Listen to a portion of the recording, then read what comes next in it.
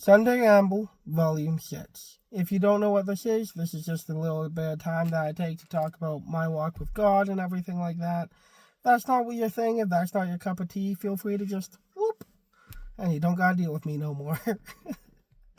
But this gonna be a little bit different, because my mom is going to learn about she's gonna learn about this from this, because I didn't really know how to tell her about it. And I know she watches these, so I will be expecting a phone call later. But so I just completed a 10-hour long drive like 4 days ago. Like through a huge stretch of Canada. And in doing so, about 83 kilometers off of my destination, I was out of cell phone service. I had no way to contact anyone. And my car's gas gauge just dropped to zero. Like from 3/4 of a tank straight down to zero. Blinking lights, check engine light just turned on. So I pulled over, checked all my oils, all my coolants, everything like that. And I didn't have a code reader on me at the time, so I had no idea what was going on with that department. So after I stood there in the rain for probably about 45 minutes, trying to rule out anything that could just be like faulty wiring or anything like that, I had to come to a conclusion. So my car, like, I'd say a month before this, all 4 tires locked up, because my transfer case went. So I was on the middle of this highway with a bunch of semi-trucks coming past super quickly, not knowing if I had enough gas to get where I was going, or if the vehicle was just going to come to a sudden stop while going like 110.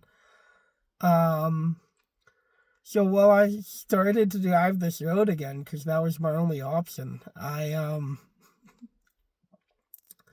started to panic really hard, because in all likelihood, what was going to happen was either I run out of gas and a semi doesn't see me and it takes me out, or my tires all lock up, I slide halfway off the road, and a semi doesn't see me, and it takes me out. Because them stopping inside of a bad rainstorm is very difficult. So I just had to have faith.